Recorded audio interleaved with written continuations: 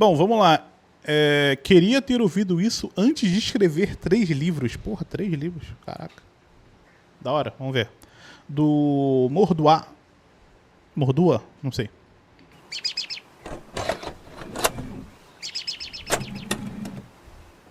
Eu gostaria de ter ouvido isso quando eu tinha começado a escrever meus livros. Isso teria me ajudado muito no início. Que você não precisa ser criativo. Você não precisa ser criativo para você escrever um livro, para você escrever uma história. Você precisa só escrever bem.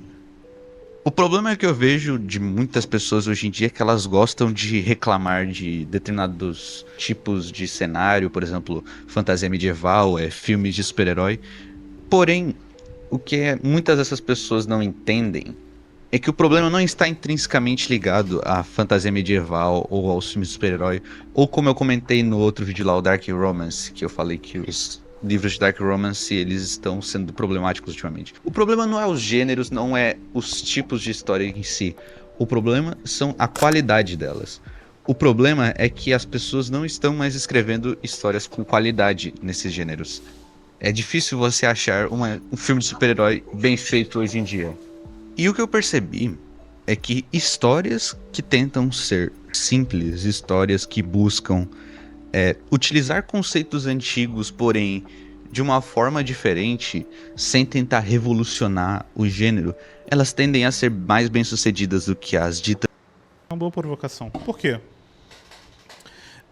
Essa questão de gênero, eu acho que é uma parada bem de mercado, né? Então, vão ter gêneros que vão estar mais na moda por um tempo, e aí isso vai gerar uma replicação, e essa replicação ela tende a uma queda de qualidade, porque você não está mais buscando contar alguma coisa, você está tentando encaixotar histórias dentro daquele gênero, porque esse gênero está funcionando no momento. E isso tende a atrapalhar, né, a qualidade da obra no final, né?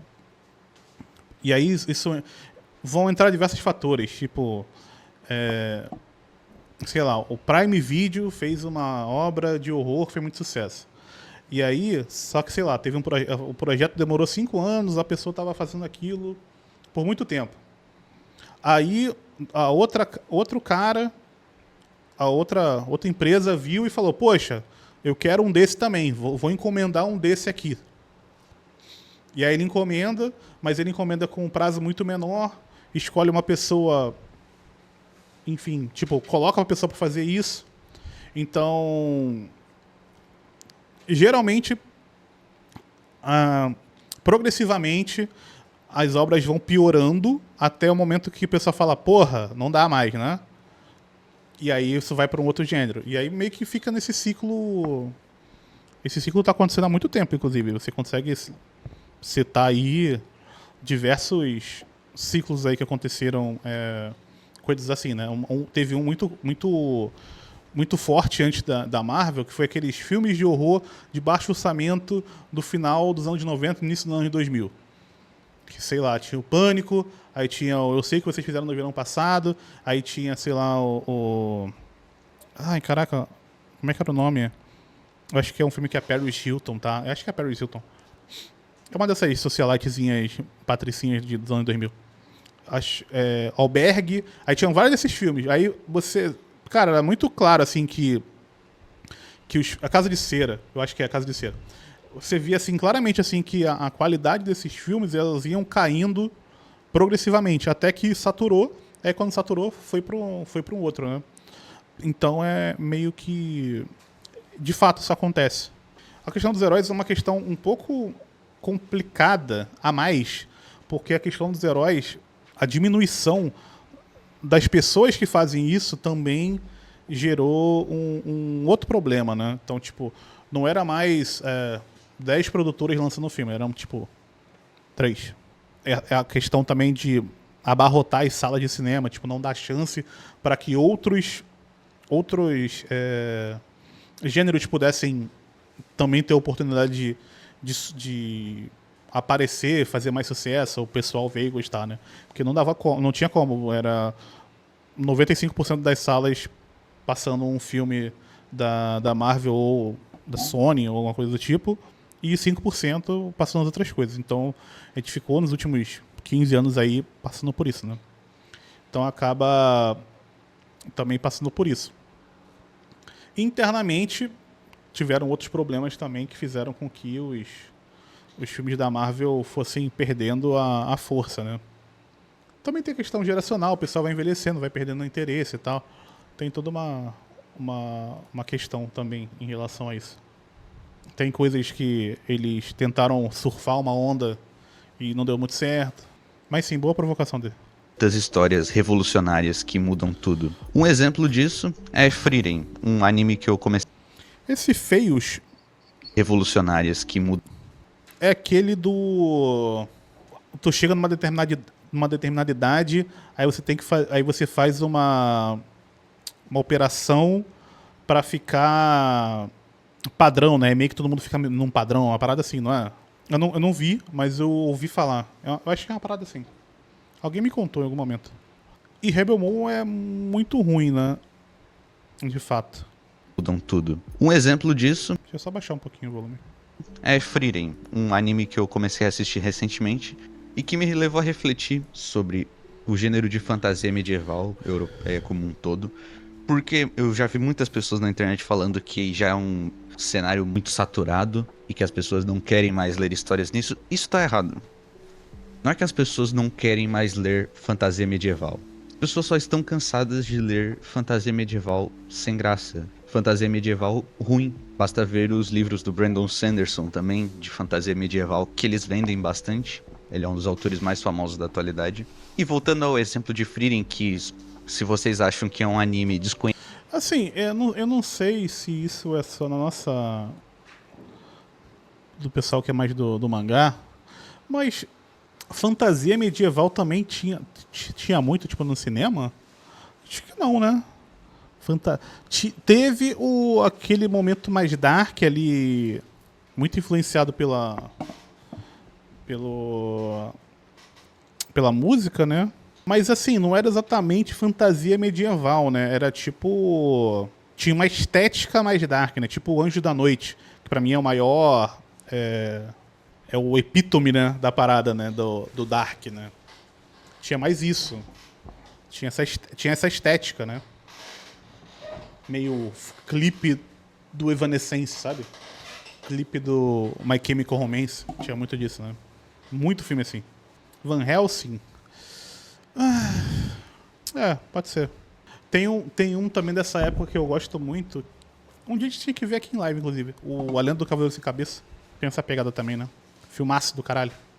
conhecido que ninguém comenta, esse é o anime que ganhou o prêmio de anime do ano, melhor anime de aventura, melhor adaptação e melhor anime de fantasia do ano que ele lançou. Então não é um anime pouco conhecido, ele ficou bem famoso até na época. E se você analisar bem a construção do mundo dos... Cara, inclusive o Frieren, ele é o anime que todo mundo gosta, todo mundo acha legal, mas ninguém comenta. Porque ele dá uma impressão, pelo menos foi o que eu senti, sabe? Ele dá a impressão de que ele é tão certinho, tão bonitinho. Isso acontece com o Fullmetal Alchemist também. Ele é tão certinho, tão bonitinho, que as pessoas não querem comentar sobre ele, sabe? Tem um pouco de medo de comentar sobre ele. Os conceitos que tem lá são conceitos extremamente clichês, por assim dizer. Coisas extremamente conhecidas. E isso tá acontecendo também agora com o anime da Apotecária também. Mesma coisa. Mesma coisa.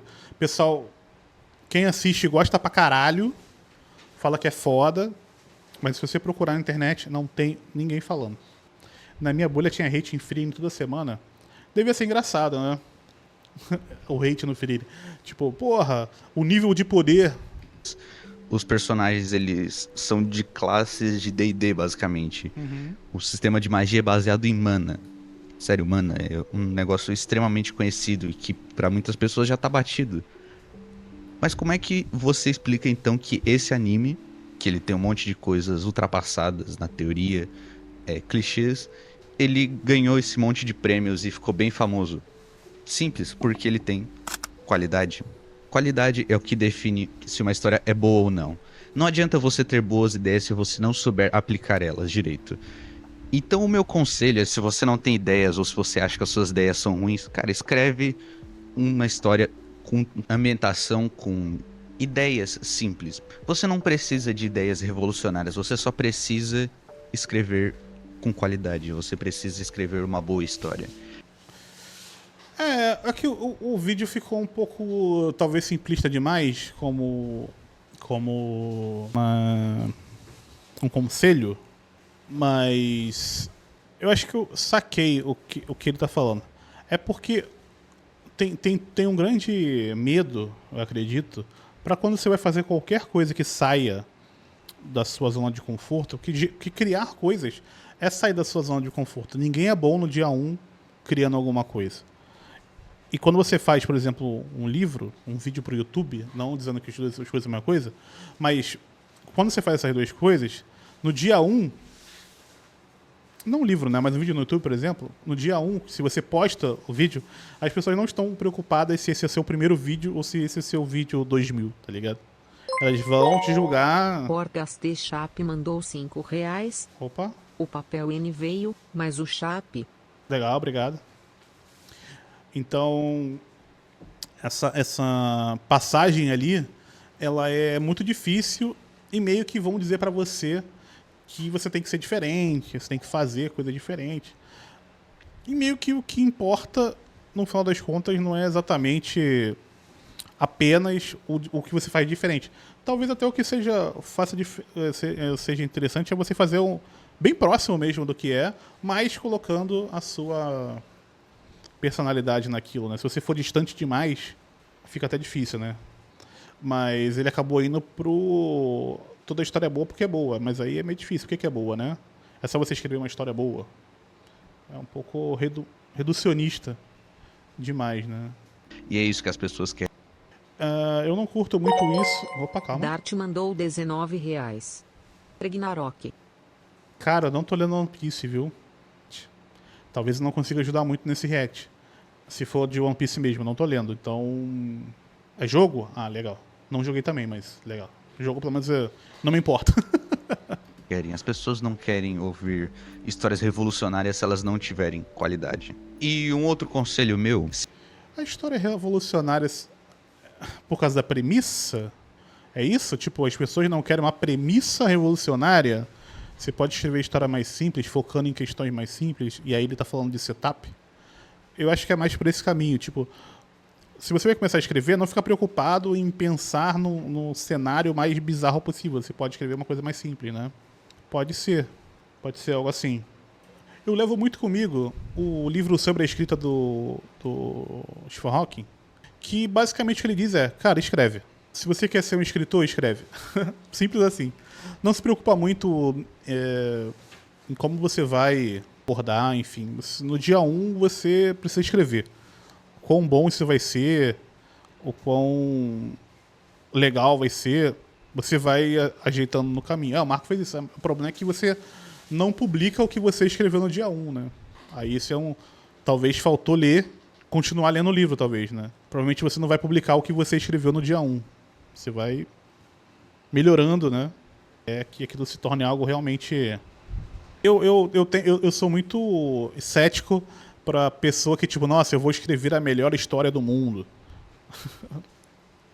Meio que... Acho que ninguém tem esse sentimento, assim, sabe? No dia 1. E eu acho que quem tem esse sentimento não lança, tá ligado? Não consegue. Porque a barra da dificuldade, ela pega muito forte pra quem tá fazendo um negócio porque acha que aquilo é fácil de fazer. Tanto isso ficou provado com o próprio Marco. Ele conseguiu escrever mas ele não terminou. E ele falou que ia lançar 10 livros. Tipo, sei lá quantos livros, entendeu?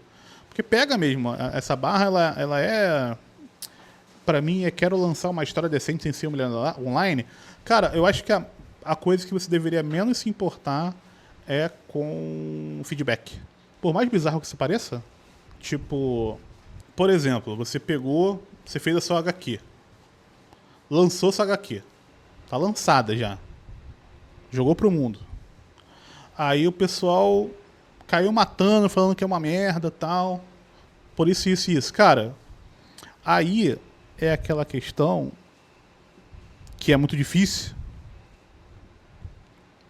que é a questão do... Mano, eu fiz o que o Diego Untoz naquele dia achou que era o melhor que ele podia fazer. E aí, com as suas próprias experiências, com pessoas que você de fato confia, você vai mostrar e vai falar, pô, cara, o que você achou aqui? E conversa com essas pessoas. Agora, o que o público vai achar? Tá ligado? Mano, é construção de cada um, é como cada um enxerga. Fica uma parada muito pueril, sabe? Pô, depende do humor da pessoa no dia. Cara, então tem que filtrar muito bem o que vai ser dito, como vai ser dito. Eu acho que quando você tá do lado de quem produz, tá ligado? Acho que é mais... Que é o lado mais difícil, né, da equação. É o lado mais sensível da parada. E aí eu tô dizendo você fazer mesmo, não tô falando você fazer um comentário, tipo, tô fazendo um vídeo falando sobre outra obra. Isso não é construir alguma coisa que você tá comentando sobre, né? Mas quando você tá realmente construindo, a partir do zero, tem uma ideia e tal. Então acho que eu diria isso. Como alguém que nunca fez nada, construiu nada, que eu diria isso. Mas é mais fácil dizer do que você ver alguém falando da sua parada e falar, porra, é uma merda, e você, enfim. Cada um vai agir de uma forma, né? Se preocupa com a qualidade depois que você terminar de escrever o primeiro rascunho. Terminou de escrever a primeira versão da sua história? Então depois você se preocupa com a qualidade da sua prosa, dos seus diálogos, porque isso não importa pra você no momento, tá bom? Eu acho que eu já falei isso em Eita. histórias revolucionárias se elas não tiverem qualidade. E um outro conselho meu, se preocupa com a qualidade depois que você terminar de escrever o primeiro rascunho. Sim. Terminou de escrever a primeira versão da sua história? Isso é uma parada que é muito fato, porque se você ficar preocupado em qualidade no sentido técnico da coisa mesmo, cara, você não termina nunca. Você nunca vai terminar, você vai ficar pra sempre no primeiro capítulo. Então, Vitor, a programação, enquanto construção de alguma coisa, ela tem muito disso, né? É que na programação você acaba ficando preso a produto. Então você faz pensando no que vai se encaixar naquele produto. Então, no sentido mais de trabalho CLT. Mas se você pensar a programação em construir alguma coisa, você pode sim achar que muitas semelhanças, né? Tem uma discussão, inclusive, bem interessante se programação é arte ou não, que é bem legal. Porque tem muita gente usando programação para fazer coisas muito, muito interessantes. Então depois você se preocupa com a qualidade. Segue fluxo de pensamento? Não necessariamente fluxo de pensamento, né? Geralmente você tem uma ordem assim do que você quer contar, né? Da sua prosa, dos seus diálogos, porque isso não importa pra você no momento, tá bom? Eu acho que eu já falei isso em outros vídeos e eu talvez esteja me repetindo, mas isso é muito importante. luz e fora. Primeiro você tem que escrever e depois você tem que escrever com qualidade. Uhum. E nenhum desses passos está escrito que você tem que ter uma ideia revolucionária, que você tem que ter uma ideia incrível. Sim. Até uma ideia sensacional pode fracassar nas mãos de um escritor errado. Então, apenas escreva. Não espere a ideia. É que não existe... Aí vocês me corrijam. Não existe ideia foda. Porque ela ainda não passou pelo crivo da materialidade. Então, em teoria, toda ideia é foda. Toda ideia é muito boa. Não existe ideia ruim. Todas as ideias são muito boas. Porque o que vai definir a qualidade ou não daquilo é a realidade. É a materialidade. É quando aquilo se tornar... Deixar de ser uma ideia e se tornar alguma coisa. Tá ligado? Então, tipo... Por isso que talvez até para escrever... Você nem deva dar não deva dar tanto valor para sua ideia. Tipo, no sentido de... Da onde você vai partir. Ah, era um cara que fazia tal coisa e aí aconteceu tal coisa. Eu acho que tem essa questão. Então. Eu tenho a melhor ideia do mundo, mas eu preciso de 50 milhões pra fazer. Então, tipo, você não tem a melhor ideia, né? Isso é uma discussão que tem muito no cinema, né? Tipo, porra, se eu tivesse 50 milhões, eu seria o melhor diretor do mundo. Mas eu só tenho 500 mil. E aí? Mas com 500 mil você não consegue fazer nada, então? Mas então, tipo... Sabe? Tem muita discussão, assim, se você pegar muita parada de cinema, o pessoal vai falar isso.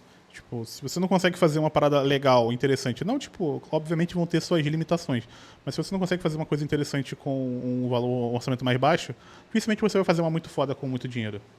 Porque não vai ser o dinheiro que vai definir, né? Não espere, só escreva. Ah, mas eu não sei por onde começar. Cara, pega o começo de uma história que você acha legal e tenta fazer a sua versão. Esse é um bom conselho. Isso eu acho muito legal. De tipo... Cara, tu vai pegar muita gente na história que o que o cara fazia era ele copiava uma história inteira. Tipo, o cara leu o Júlio Verne. Não é fazer uma fanfic não, velho. Ele pegou o Júlio Verne e aí o cara transcreve, tipo, todo o livro. Ele na mão, ele reescreve, não é reescrever, né? Ele transcreve todo o livro. É copiar mesmo. E aí, nesse ato de você estar lendo e escrevendo ao mesmo tempo, você começa a ter insights diferentes do que apenas lendo. Porque você está, enfim, fazendo outra coisa, né? Isso é... Mas, porra, é um trabalho brabo. Só que na sua história. Ah, mas eu não sei o que eu vou fazer de ambientação, de personagens. Cara, pega alguma coisa de outras histórias que você gosta, que você se divertiu lendo, assistindo e coloca no seu livro, coloca na sua história. Escreva a história que você gostaria de ler primeiro. Depois escreva o que vai ser agradável para os leitores na sua segunda versão do livro. É isso que eu tinha a dizer por hoje. E esse último conselho dele, de escrever o que você gosta, é um dos motivos das coisas ficarem se repetindo também. Porque como a gente vive essa parada do gosto completamente controlada, meio que a gente é levado a gostar todo mundo mais ou menos da mesma coisa, né? Então é normal que as pessoas estejam escrevendo mais ou menos do mesmo jeito, mais ou menos sobre as mesmas coisas. Então é mais uma parada, né? Mas é interessante. Pra mim, o melhor exercício pra gente que quer ler mais mangá é pegar mangá cancelado da Shonen Jump. É assim, é um prato cheio. É um prato cheio. Que tu vê assim, porra, eu sei de mais ou menos de onde essa história tá vindo e eu sei mais ou menos por que esse mangá aqui não é tão interessante quanto o outro. O que o outro tinha, esse aqui não tem. Mas aí, como o velho Miyazaki criticar quem cria histórias baseadas em outras histórias, mas aí ele pode criticar, mas assim, é porque é um exercício para você fazer. Mas o que ele está dizendo lá, você não ter um background para fora da própria mídia que você está construindo alguma coisa. Então, tá todo mundo escrevendo mangá igual porque tá todo mundo só lendo mangá. Então, por isso que tem no documentário dele, ele fala, pô, mano, eu quero desenhar uma cigarra. Como é que eu desenho uma cigarra?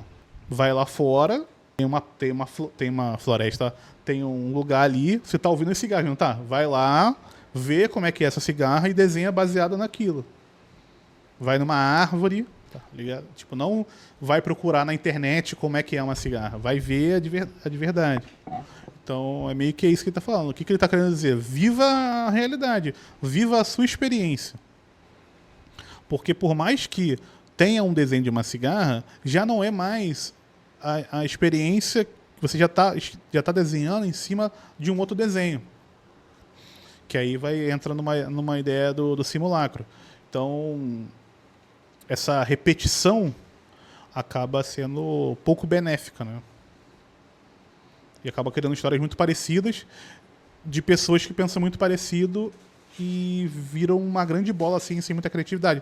Consegue pegar várias histórias de vários autores e juntar tudo e meio que tá todo mundo dizendo mais ou menos a mesma coisa, né? E se você ficou até aqui, eu agradeço. Já deixa o like, se inscreva no canal. E lá na aba de comunidade, eu abri uma inscrição lá para você mandar o mundo da sua história de fantasia, ficção, enfim, para eu analisar e eu fazer comentários sobre ela. Mande lá, que eu vou pegar as mais interessantes e vou trazer no meu vídeo. Então, Legal. A arte não é subjetiva, como todos dizem. Tá. Bom vídeo.